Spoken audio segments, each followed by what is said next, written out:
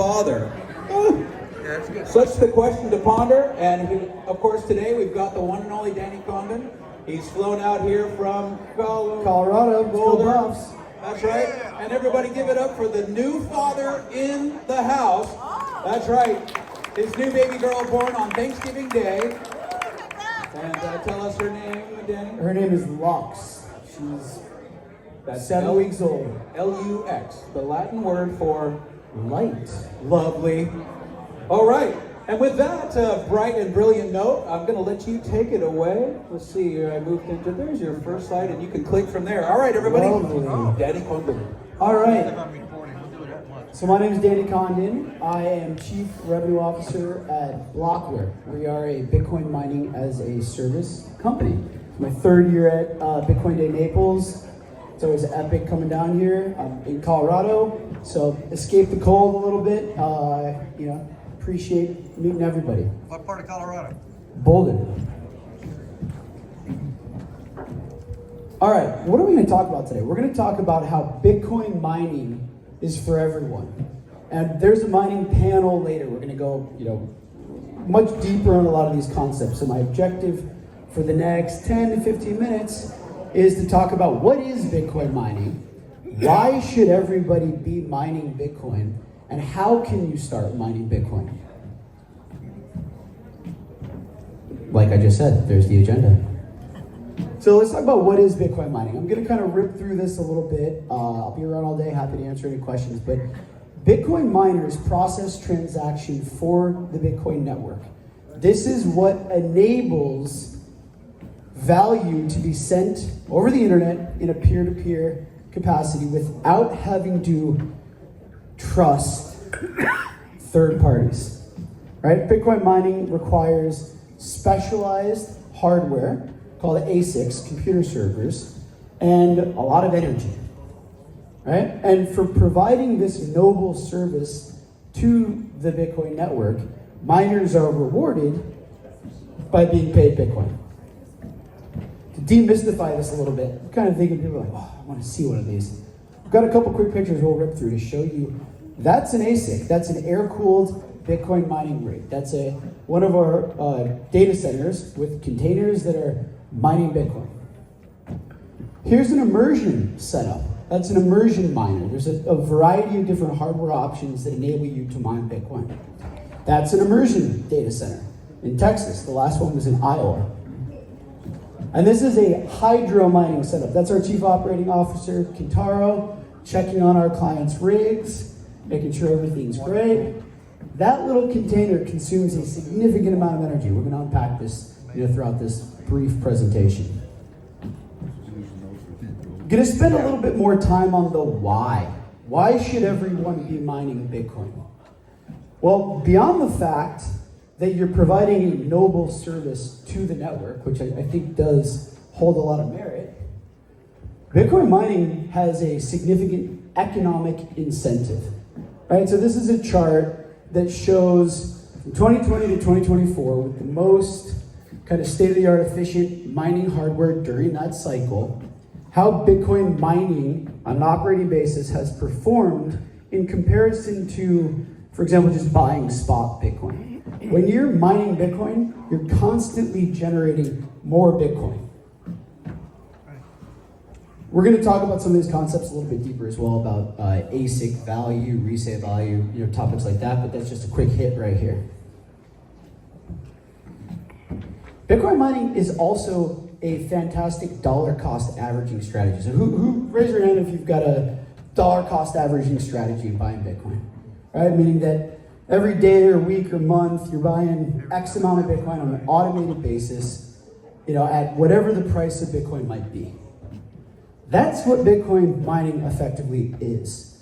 Your revenue side of this is the Bitcoin that you are generating, and your cost side is the electricity that mining rig consumes. I'm standing here, talking to all you wonderful people. I'm mining Bitcoin right now. I'm stacking sats right now. Peyton knows what's up.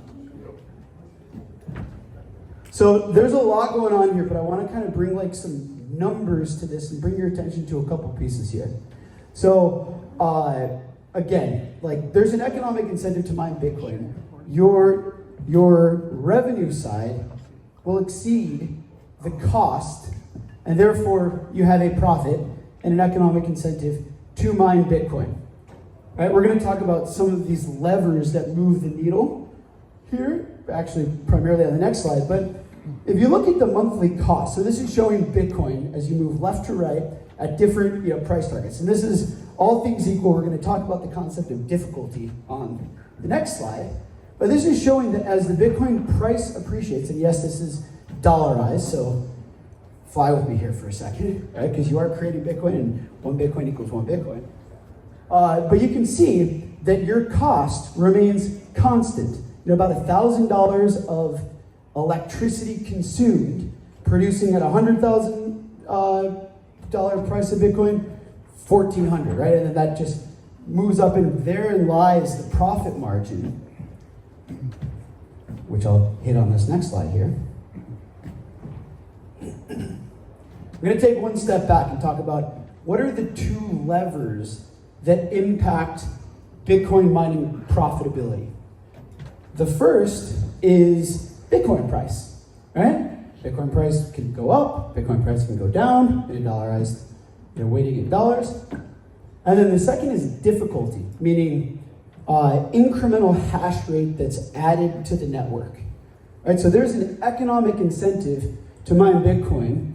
Therefore, that's a catalyst for incremental miners to join the network, because you're effectively just arbitraging energy using Bitcoin as that arbitrage vehicle.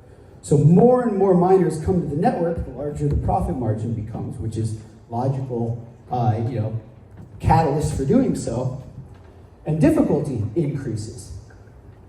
One thing that's really interesting here is the velocity in which these two levers move. So if you think about mining Bitcoin, put simply, you're long Bitcoin and you're short difficulty. That's effectively the dynamic that's set up. The velocity is a major factor here, because Bitcoin price can move very, very quickly. Donald Trump says, we're going to create a strategic Bitcoin reserve. Bitcoin price goes up. Donald Trump gets elected president. Bitcoin price goes up. That can happen really, really quickly. Price can move quickly. In order to add significant hash rate to the market or to the network, and difficulty increases, impacting profit margins, you have significant real-world constraints. We're talking about manufacturing computer servers. That's real-world power. That takes real-world time. We're talking about building data centers. That doesn't happen overnight. Right? We're talking about consuming significant amounts of energy, cutting power deals. Right? That takes hundreds of millions, billions of dollars of capital, and that takes time. So the velocity in which Bitcoin price can move, both ways, markets are efficient, significantly outpaces the velocity in which difficulty can move in correlation. So difficulty moves, kind of follows in a lagging capacity to Bitcoin price. So as a Bitcoin miner, what am I trying to get to here, is Bitcoin price outpaces difficulty, profit margins increase. Right? You saw on the last slide, the most efficient mining rigs are generating Bitcoin at $45,000 Bitcoin constantly. Miners are dollar cost averaging at $45,000 Bitcoin when you can go buy Bitcoin for $105,000 from an exchange. Therein lies the economic incentive. And being positioned in advance of these moves, when you get, let's look, since the election night, Bitcoin's up probably 60%. Difficulty has increased less than 20%, and that's after 7 consecutive positive difficulty increases, meaning that miners' profit margins have increased in a significantly disproportionate capacity. So it's a good time to be mining Bitcoin. This is another concept I'm going to unpack real quick. So think about Bitcoin mining rigs as dividend-paying assets. right? The asset side of this equation is the ASIC itself, the Bitcoin mining rig. The dividend side of that equation is the Bitcoin that is being mined. And as that dividend increases, let's be bullish here, it's logical to presume that that machine, the asset that mines that Bitcoin, should increase in value. Is it not? So historically, Bitcoin mining has been looked at as a kind of sunken cost, CapEx, longer term dividend paying, capital allocation that historically has outperformed just buying spot Bitcoin, over 3-4 type periods as far back as you can go. It's a good transition to how can you mine Bitcoin. So as I mentioned, I'm Sierra Blockware. We're a Bitcoin mining as a service company. So we enable everyone to mine Bitcoin. Bitcoin mining takes specialized computers, significant infrastructure, power. Our objective is to make it easy for anyone to mine Bitcoin without having to quit your day job, go figure all this stuff out, move out to the sticks where a lot of these, kind of cheap power opportunities are. So we sell ASICs to individuals and institutions and enable everyone to mine Bitcoin. We own and operate and partner with data centers to provide co-location hosting services for those machines. And we give folks access to low-cost power options so they can mine Bitcoin profitably that would otherwise be difficult to obtain, yourselves. We operate in 5 different states. So Bitcoin mining, the returns are great. It's really about managing risk, right? So one way to manage risk is to geographically disperse the location of your machines. We operate in 5 different states. We have another state big project rolling out in a couple weeks, which will be exciting. And we have a marketplace. So I talked a little bit about the value of ASICs and how that has a real value that can fluctuate with generally Bitcoin price and mining profitability at any given time. So this is a first of its kind Bitcoin native marketplace that enables clients to buy and sell Bitcoin mining rigs that are plugged in right now to start mining Bitcoin today, de-risking a lot of the common challenges currently associated with mining Bitcoin, which I'll hit real briefly here.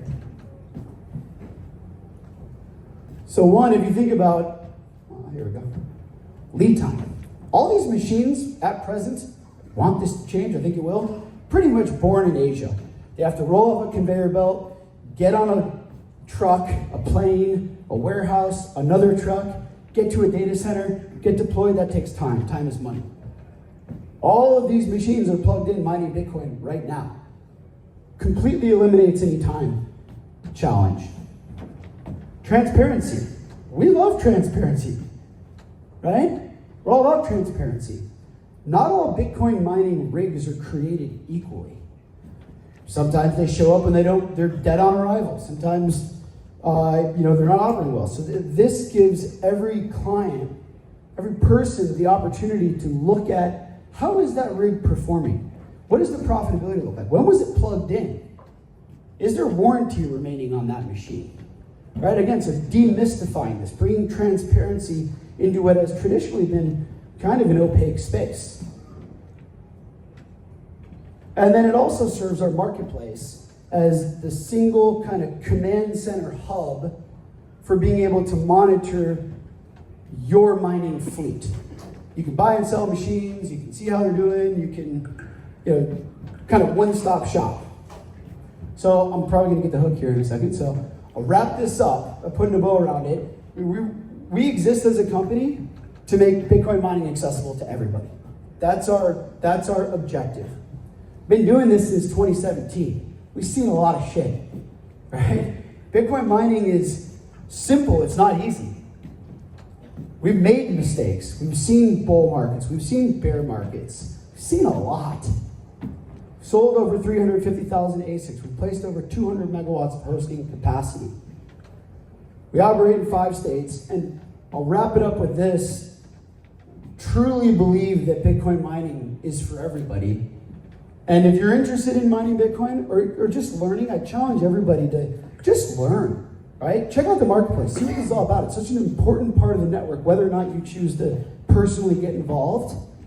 You know, I'll be around speaking on a mining panel later. We're gonna go like deep end. This is kind of not so deep end. Tanner and David are in the room here.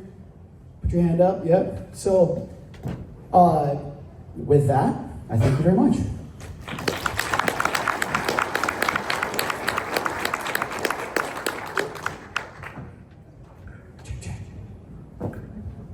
All right, who's up next? Thank you, Danny. Thank you. Sorry. Cost you good?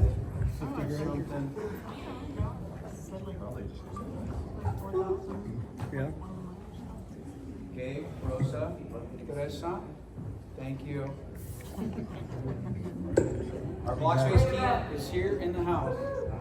All right. Well, everyone okay? You're in shock with that download of data from Danny Condon right there?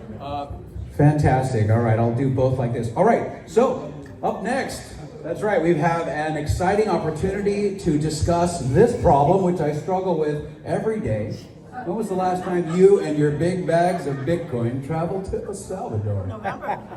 Nope, somewhere just there. I know CJ and the gang were there just as of yesterday. CJ and Kelly. Oh, there's CJ. And but actually, there's a lot going on there, and I haven't been there yet myself. But I look forward to the trips and the travels coming someday soon. And in the meantime, we have a very special guest. Stand by. Hold on, I want to jump the gun. I have a cool video to play to share first to get everybody in the mood, and then we'll bring over our guest speakers. To the future of luxury travel, where cryptocurrency meets paradise. Introducing Bitcoin, then all-inclusive beach resort, nestled on the pristine shores of El Salvador. Every room is